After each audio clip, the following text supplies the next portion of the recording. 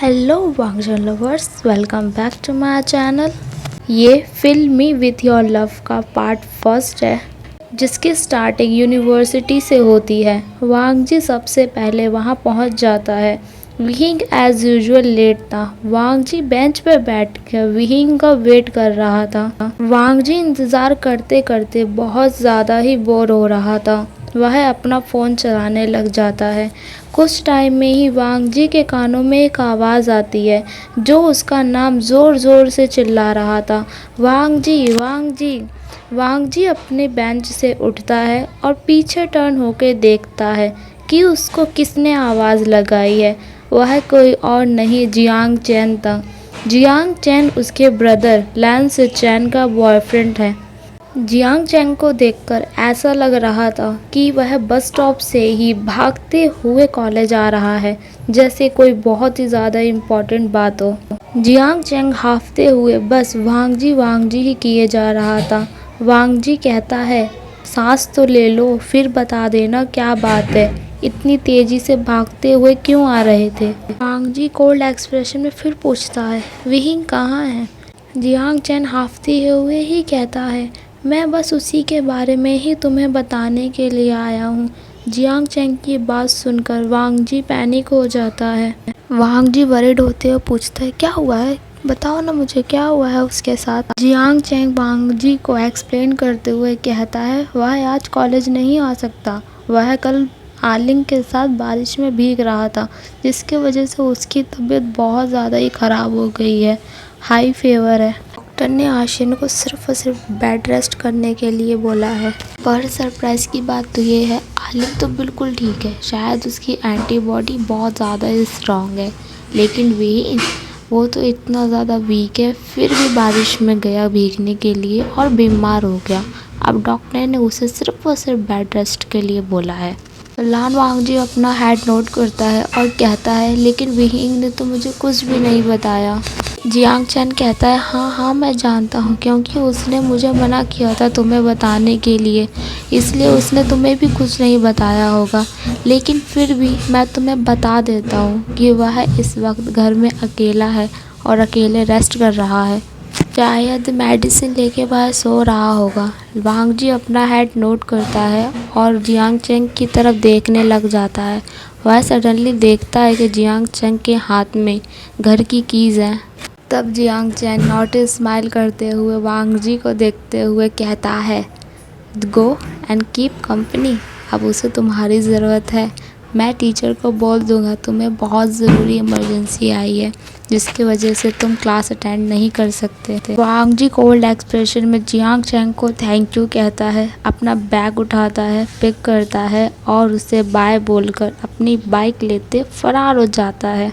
वांग जी अपनी bike 150 kilometre per hour पर run करते हुए विहिंग के घर वह आधे घंटे में ही पहुंच जाता है और बाइक को सीधा जाके जियांग मैंशन के एंट्री गेट के पास जाके रोकता है। वांग जी फिल्म स्टाइल में बाइक से उतरता है और जो जियांग चैन ने उसे कीज दी थी, उससे वह डोर को ओपन करता है। वह डोर को बंद भी करता है ताकि कोई अंदर ना आ सके। वह फिर सीधा अपने लवर के रूम की तरफ जाना शुरू कर देता है। वांग जी अपने लवर का डोर बहुत ही प्यार से नॉक करता है, क्योंकि वह एक बीमार व्यक्ति को डराना नहीं चाहता था। वह कुछ देर वेट करता है, जब कोई रिस्पॉन्स नहीं आता तो वह धीरे से अपने लवर के रूम में एंटर हो जाता है और देखता है कि उसका लवर बहुत ही प्यारे क्यूट स्टाइल में बन्नी की तरह बस पैर ऊपर करके सोया हुआ था। वांग जी अपने कदमों की आहट बिल्कुल भी नहीं करता, विहिंग के बेड की तरफ बढ़ता है और उसके सिरहाने पे जाके बैठ जाता है। वह अपने प्यारे प्यारे सॉफ्ट हाथों से विहिंग के फोरहेड को चेक करता है, जो बहुत ही ज़्यादा हाई था, क्योंकि उसे हाई फीवर हो गया था और वह कहता है इसे तो बहुत तेज़ बुखार है। विभूषण की बॉडी पूरी तरीके से पसीने से तरबतर थी, क्योंकि उसने मेडिसिन ली थी, जिसके इफ़ेक्ट से उसे बहुत ज़्यादा ही स्वेट हो रहा था। वांग जी देखता है इतना ज़्यादा पसीना आने के बाद भी विहिंग की बॉडी शिवर कर रही थी।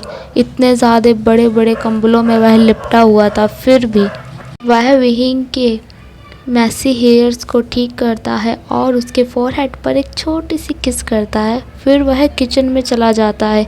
वहाँ वह ठंडे पानी का एक बाउल लेकर आता है जिससे वह विहिंग के फोरहेड पर ठंडे पानी की पट्टियाँ रख सके ताकि उसका बुखार जल्दी से ठीक हो जाए।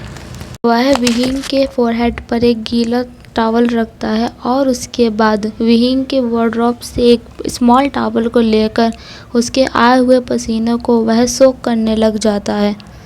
वांग जी वहीं सिरहाने से टिक कर आराम करने लग जाता है और कॉन्टिन्यूसली स्लीपी विहिंग को घूर घूर के देख रहा था। 1 मिनट के लिए भी अपने प्यारे बनी के फेस से उसकी नज़रें हट नहीं रही थी। वांग जी के माइंड में विहिंग को देखकर डर्टी थॉट्स आ रहे थे और वह सोच रहा था ये फीवर में है लेकिन फिर भी कितना ज़्यादा ब्यूटीफुल और हॉट लग रहा है। वह अपने डर्टी थॉट्स को दूर भगाता है और अपना फ़ोन टेबल पर से उठाता है। विहिंग के लिए उसका फेवरेट स्पाइसी फूड ऑर्डर करने लग जाता है। वांग जी कहता है इसका ये डर्टी सा स्टमक इतना सारा स्पाइसी फूड हैंडल कर लेता है लेकिन थोड़ी सी ठंडी बारिश हैंडल नहीं कर पाता कि तुरंत ही बिस्तर पकड़ लेता है। वांग जी अपने ख्यालों को छोड़ता है और ऑर्डर को कंप्लीट करता है और विहिंग के साइड में बैठकर उसके उठने का इंतज़ार करने लग जाता है। वह विहिंग के हाथों को अपने हाथ में रखता है और उसे छोटी सी किस करता है। उसके बाद वह अपना फ़ोन उठाता है और सोशल मीडिया को चलाना शुरू कर देता है। कुछ टाइम बाद ही विहिंग अंगड़ाई लेते हुए उठने लग जाता है और अपनी आंखें खोलता है। आंखें खोलते ही वह तो वांग जी को अपने सामने देखकर बस एक ड्रीम ही सोचने लग जाता है। वह वांग जी की नोज़ को पिंच करता है। क्या यह सच है या मैं सपना देख रहा हूँ? उसे तब भी बिलीव नहीं होता तो वह वांग जी के चिक्स को ज़ोर से खींचता है जिससे वांग जी ज़ोर से चिल्लाता है और विहिंग अपने सपने को छोड़कर वापस हकीकत में आ जाता है। विहिंग जब बीमार होता है तो वह सबसे ज़्यादा उस पर्सन को याद करता है जिससे वह सबसे ज़्यादा प्यार करता है। इसलिए उस पर्सन को अपने सामने देखकर वह शॉक हो जाता है लेकिन वह इससे ज़्यादा खुश भी था कि उस पर्सन को उसने बताया नहीं था कि वह बीमार है। फिर भी जब उसने आंखें खोली तो वही पर्सन उसके सामने बैठा था जिसकी उसे सबसे ज़्यादा ज़रूरत थी। विहिंग अपनी मेलोडियस वॉइस में कहता है लानजान। वांग जी भी विहिंग की आंखों में आंखें डालता है और अपना फ़ोन टेबल पर रख देता है और कहता है बोलो माय लव, क्या हुआ? वांग जी अपनी फुल अटेंशन अपने लव की तरफ करता है और उसकी केयर करने लग जाता है। उसके मैसी हेयर का वह बन बना देता है। वांग जी विहिंग की बॉडी से वेट टॉवल को रिमूव करते हुए उससे पूछता है लव, अब तुम्हें कैसा फील हो रहा है? थैंक गॉड अब तुम्हारा टेम्परेचर तो कम से कम डाउन हुआ। जब मैं आया तो बहुत ही ज़्यादा हाई था। अब कहीं जाके टेम्परेचर नॉर्मल कंडीशन पे आने लग गया है। विहिंग अपना सर पकड़ लेता है और कहता है मुझे चक्कर आ रहे हैं और वांग जी की चेस्ट पर जाके अपना सर रख लेता है। विहिंग की ऐसी हालत को देखकर वांग जी के फेस पर छोटी सी स्माइल आ जाती है। वांग जी स्माइल करते हुए विहिंग के हेयर्स पर अपना हाथ फेरने लग जाता है जिससे विहिंग को बहुत ही ज़्यादा अच्छा फील हो रहा था। विहिंग अपने लव और अपने लवर की चेस्ट के ऊपर ही अपना सर रखा हुआ था और पूछता है तुम्हें मेरे बारे में जियांग चैन ने बताया है ना लंजा? वांग जी हाँ में आंसर करता है जिससे विहिंग अपनी आइज़ को रोल करता है और फिर बंद ही कर लेता है। विहिंग मुंह बनाते हुए कहता है मैंने उससे कहा था कि तुम्हें ना बताए, अब देखो तुमने अपना कॉलेज मिस कर दिया, सारी क्लासेस स्किप हो गई। अब तुम्हारे पास नोट्स नहीं होंगे तो मैं कैसे पढ़ूंगा बताओ ज़रा? वांग जी बहुत ही लो वॉइस में कहता है वो तुम्हारे लिए वरिड था इसलिए उसने तुम्हारे बारे में मुझे बताया और मैं भी बहुत ज़्यादा ही वरिड था। विहिंग नोटिस करता है कि उसकी इस सिचुएशन की वजह से वांग जी कुछ भी एक्सप्लेन नहीं कर पा रहा है। विहिंग सैड फेस बनाते हुए एक्सप्लेन करता है आई एम सॉरी लंजान, मैं तो बस तुम्हारे ऊपर बर्डन नहीं बनना चाहता था इसलिए मैंने तुम्हें बताने के लिए मना किया था। विहिंग की आवाज़ में ही लग रहा था कि वह सैड फील कर रहा है, इसलिए वांग जी उससे कुछ नहीं कहता और उसके फोरहेड पर एक छोटी सी किस करता है। वांग जी अपनी मेलोडियस वॉइस में कहता है, नहीं, तुम मेरे लिए कभी बर्डन नहीं हो सकते माय लव। वांग जी के मुंह से माय लव सुनकर विहिंग के फेस पर स्माइल आ जाती है और वह शाय फील करने लग जाता है। विहिंग वांग जी की आंखों में आंखें डालता है और कहता है, थैंक यू लानजान। वांग जी भी अपना सर हाँ में नोट करता है और विहिंग को एक प्यारी सी लवली सी स्माइल पास करता है। वांग जी कहता है, तुम्हें अब सो जाना चाहिए, तुम्हें और ज़्यादा रेस्ट की ज़रूरत है। मैं तुम्हें उठा दूंगा जब हमारा खाना ऑर्डर डिलीवर हो जाएगा। विहिंग कहता है, तुमने ऐसा कुछ ऑर्डर तो नहीं किया ना जिससे मैं खा ना सकूं। विहिंग बहुत ही ज़्यादा वियर्ड सा फेस बनाता है। वांग जी कहता है, नहीं नहीं, मैंने सिर्फ और सिर्फ तुम्हारा फेवरेट फूड ऑर्डर किया है, वो भी एक्स्ट्रा स्पाइसी के साथ। विहिंग स्माइल करता है और वांग जी उसे स्माइल बैक करता है। विहिंग कहता है, तुम दुनिया के सबसे सबसे सबसे ज़्यादा बेस्ट लवर हो वांग जी। मैं सिर्फ और सिर्फ तुमसे बहुत प्यार करता हूँ। वांग जी स्माइल करता है विहिंग की इन सब बातों के ऊपर और उसकी प्यारी प्यारी क्यूट क्यूट हरकतों के ऊपर। वह सिर्फ और सिर्फ ये जानता था कि वांग जी की ये स्मॉल सी स्माइल सिर्फ और सिर्फ उसके लिए है, क्योंकि वह सिर्फ और सिर्फ उसका लवर है। वांग जी विहिंग को बेड पर लेटने में हेल्प करता है और उसके लिप्स पर किस करता है। विहिंग ब्लश करते हुए वांग जी से कहता है, तुम्हारी स्माइल मुझे सेड्यूस करने का काम करती है, और तो और तुम स्माइल करते हो इतने इतने ज़्यादा हैंडसम लगते हो कि मुझे सेड्यूस होने में 1 मिनट भी नहीं लगता। कंटिन्यू करते हुए कहता है, कोल्ड एक्सप्रेशन में तो सिर्फ और सिर्फ तुम हैंडसम लगते हो, लेकिन स्माइल करते हुए तुम तो जहर ही ढाते हो। कहा जाए तो बिल्कुल ही ऊपर से नीचे तक कहर लगते हो लंजा। सडनली विहिंग को याद आ जाता है जब वह लंजा से पहली बार मिला था। फर्स्ट डे था उनका कॉलेज में और उसने कितना ज़्यादा वांग जी को परेशान किया था और वांग जी के फेस पे कोल्ड एक्सप्रेशन थे, इसलिए विहिंग को पता भी नहीं लगता था कि वह वांग जी को बहुत ही ज़्यादा अनॉय फील करवा रहा है। वांग जी मोस्टली टाइम उसे बस कोल्ड एक्सप्रेशन ही दिखाता था, लेकिन जब वह डेटिंग करने लगे तब भी वांग जी के फेस पर ज़्यादा एक्सप्रेशन शो नहीं होते थे। कोल्ड एक्सप्रेशन ही उसके फेस पर हमेशा बना रहता। जब धीरे धीरे वक्त निकलता गया, दोनों एक दूसरे के क्लोज आए। जब वह दोनों अकेले होते या किसी क्लोज जगह पे होते तो वांग जी खुद को ओपन करता, विहिंग के सामने एक छोटी सी स्माइल भी करता, उसे अपना लव शो भी करता। वक्त कब निकल गया और कब ये 5 साल बीत गए। वांग जी पूरी तरीके से उसके साथ बदल गया। पहली बारली की मुलाकात कभी भी एक जैसी नहीं रही।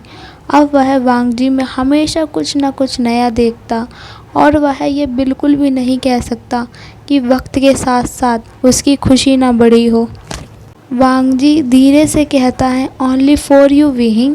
विहिंग समझ जाता है कि वांग जी क्या कहना चाहता। वांग जी विहिंग के फोरहेड पर अपना हाथ फेरता है, उससे दोबारा से वेट टॉवल उसके सर के ऊपर रखता है और साइड में बस उसे बैठ के देखने लग जाता है। 1 घंटे बाद जब खाने की डिलीवरी होती है, वह लंजा पिक करता है और टेबल पे खाने को सर्व करने के बाद वह विहिंग के पास जाता है और कहता है, विहिंग उठ जाओ माय लव, खाना आ गया है, ठंडा हो जाएगा, तुम्हें खाना जल्दी खाना चाहिए और फिर दवाई भी तो लेनी है। विहिंग अपनी स्लीपी वॉइस में कहता है, लंजा उठ रहा हूँ मैं। वांग जी विहिंग को हेल्प करता है और उसे सीधा बेड पर बिठा देता है। विहिंग के हेयर्स को वह ठीक करता है जो सोने की वजह से फिर ख़राब हो गए थे और एक गीली टॉवल वॉशरूम से लेकर आता है। विहिंग का फेस और उसकी बॉडी को सोक करता है, जिससे बॉडी का पसीना पूरी तरीके से साफ हो जाए। विहिंग मुंह बनाते हुए कहता है, ये बहुत ज़्यादा ठंडा है लंजा, प्लीज़ इसे दूर करो ना मुझसे। वांग जी कहता है, नहीं माय लव, इसकी तुम्हें बहुत ज़्यादा ज़रूरत है, इससे तुम पूरी तरीके से जाग जाओगे और खाना खाने के लिए फुल्ली फ्रेश फील करोगे। वांग जी विहिंग के हाथों को टॉवल से पोंछते हुए ये सब कह रहा था। वांग जी विहिंग के स्माइली फेस को देख रहा था, जो स्माइल इतनी बड़ी वाली वो भी खाने को देखकर आ रही थी, क्योंकि सारा खाना विहिंग का फेवरेट था। वांग जी सोच रहा था, सिर्फ मेरी लिस्ट में सबसे पहले विहिंग की ये प्यारी सी स्माइल आती है, और दूसरा जब हम दोनों इंटीमेट होते हैं, लव मेकिंग करते हैं, तो विहिंग की वो मॉर्निंग वॉइस जो मुझे पूरी तरीके से पागल करती है। ये दोनों मेरी लाइफ की सबसे ज़्यादा फेवरेट थिंग्स हैं, जिन्हें मैं अपनी लाइफ से कभी दूर होने के बारे में सोच भी नहीं सकता था। और सोच रहा था कि मैं विहिंग की आंखों में कभी आंसू नहीं आने दूंगा। अगर आंसू आ भी गए तो वो आंसू सिर्फ और सिर्फ खुशी वाले होंगे। उसकी आंखों में दुख के आंसू मैं कभी देख भी नहीं सकता।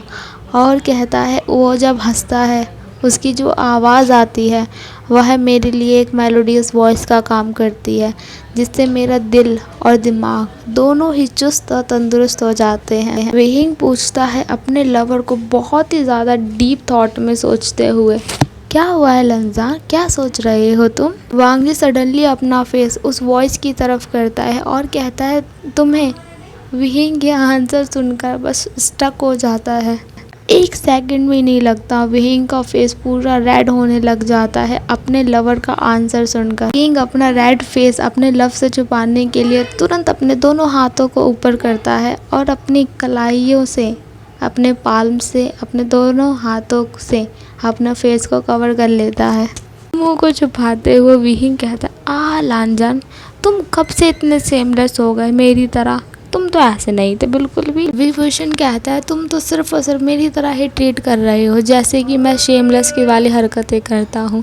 वांग जी चकल करता है, ये सिर्फ और सिर्फ वह विभूषण के साथ ही करता था। ये उसकी लिस्ट की थर्ड चीज़ थी जो वह सिर्फ और सिर्फ विहिंग के साथ अकेले में करता था। वांग जी विहिंग के छुपे हुए फेस को बाहर निकालते हुए कहता है, सिर्फ और सिर्फ तुम्हारे साथ विहिंग। वांग जी विहिंग के लिप्स पर किस करता है। विहिंग सडनली पीछे हो जाता है। वांग जी पूछता है, क्या हुआ? वह कहता है, मैंने अभी ब्रश भी नहीं किया और तुम मुझे लिप्स पर किस कर रहे हो। वांग जी बेड से उठते हुए कहता है, मुझे कोई फ़र्क नहीं पड़ता, चलो खाना खा लो। वांग जी टर्न होता है और विहिंग को देखता है, जो बेड से 1 इंच भी नहीं हिला था, और विहिंग कहता है, नहीं मुझे नहीं जाना, मुझे यहीं पे खाना खाना है। वांग जी कहता है, ये बहुत ही ज़्यादा इम्पोलाइट और इमैनर है बेड के ऊपर खाना खाना, नहीं तुम्हें नीचे ही खाना पड़ेगा। विहिंग कहता है, मैं बीमार हूँ, मेरी बात मान लो ना, हम यही खाना खाते हैं, मेरा मन नहीं है उठ के जाने का। वांग जी कहता है, बच्चों की तरह जिद करना छोड़ो और उठो और खाना खा लो, नहीं तो मुझे और भी तरीके आते हैं तुम्हें बिस्तर से उठाने के लिए। विहिंग वांग जी को मक्खन लगाने लग जाता है, माय लव, माय लांजान, माय किसी बेबी, प्लीज़ मान जाओ ना, my hot sexy Babu baby सोना। वांग जी अपने रूल्स रेगुलेशंस को छोड़ के, अपने प्रॉपर मैच्योर बिहेवियर को छोड़ के विहिंग की बच्चों वाली हरकतों को मानेगा, उसे अपने बिस्तर पे बैठ के खाना खाने देगा। फर्स्ट पार्ट कैसा लगा गाइस, कमेंट करके ज़रूर बताना। ज़्यादा से ज़्यादा कमेंट आएंगे तो मैं इसके सेकंड पार्ट के बारे में सोचूंगी, क्योंकि मेरे चैनल का इम्प्रेशन रेट बहुत ही ज़्यादा नीचे जा चुका है। अगर इस पार्ट पे ज़्यादा व्यूज़ और कमेंट्स आए तब मैं इसके सेकंड पार्ट के बारे में सोचूंगी और इसका सेकंड पार्ट बनाऊंगी। स्टोरी लाइन अच्छी लगी हो तो कमेंट करना, शेयर करना, subscribe my channel. Thank you, bye bye guys.